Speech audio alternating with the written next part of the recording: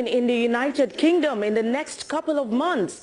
The summit will play host to African leaders and captains of industry, where issues of economic interest will form the focus. We have on Skype former Egyptian Minister of Finance, Dr. Youssef Ghali, to discuss the benefits of this summit on the continent. Many thanks for your time. Now, what informed this year's focus? I can't hear you well. What? What informed this year's theme for this summit?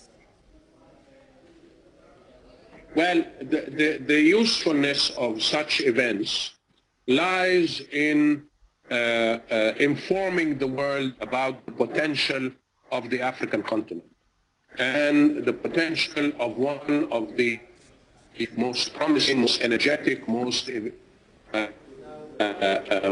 which has the most future country in the continent, namely Nigeria.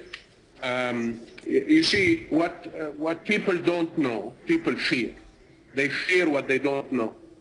And the reason why inward investments into the African continent are not what they should be, and are not what this continent deserves, is ignorance. And therefore, the more we have occasions like these, where the international investor is exposed to decision makers from Africa, talks to them, interacts with them, sees that they have the same concerns about the rule of law, about corruption, about proper management, government principles, etc. It reassures them that they will be putting the money in an environment where things are familiar, as opposed to, not knowing what the country does, reading the few news that come out of Africa, and typically they are sensationalist news when there is big corruption or a civil war or civil strife or kidnapping, etc. That's the news they see. But they don't see the daily management of the economy. They don't see the achievements of each one of these economies. They don't see the effort of each government trying to push forward their economy, to change it, to improve laws, improve the environment. A conference like this plugs that hole. All right, Dr. Ghali, no doubt Africa is really an emerging market, and this event is hosting more than 750 global investors. Now, how will this summit fast-track infrastructure developments in Africa, such that Africa would not be stuck dry? Well, Africa needs about $90 billion of additional investments in infrastructure, merely to keep up with its own development. Now, infrastructure investments are by nature long-term. They are costly, several billion per investment, whether it's a power station or a road network or a dam or a water treatment plant. They're costly, they are long-term, and therefore they involve an investor that is going to be committed to the country for at least 20, 30 years. Now, they need to be reassured that in 5 years, in 10 years, in 15 years, the government that made the deal with them will honor it 15 years down the road. Now, they need to meet with the decision makers. They need to talk. They need to make sure that the legislation and the infrastructure to host them for 20 years, 25 years is there.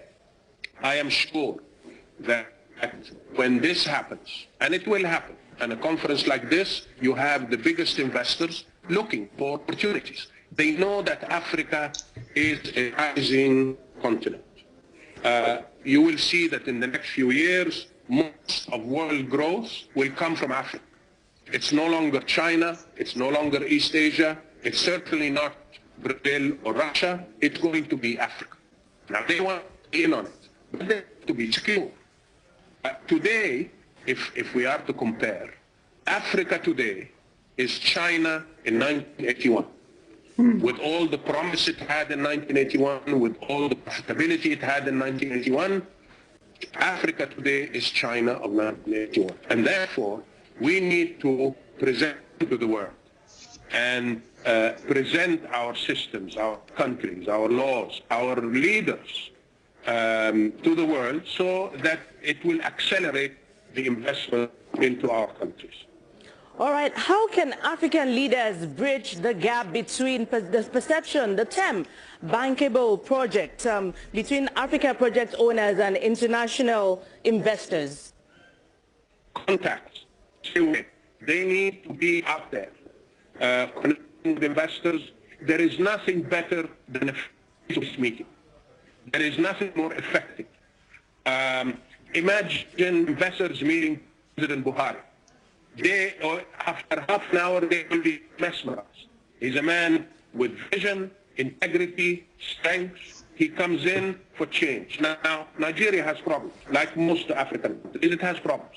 But with a leader like this, when it comes out on the forefront, and he talks directly and frankly and passionately, like he does, like I've heard him do it, to invest, the investor is immediately reassured. He says, this man is going to take care of my money. This man is going to honor the commitments that the government are going to make. This is the only way to accelerate inward investment into our countries. Our leaders have to come and project themselves in the on the international scene. Former Egypt's former Minister of Finance, Dr. Youssef Ghali, many thanks indeed for your time. We'll take a quick break now and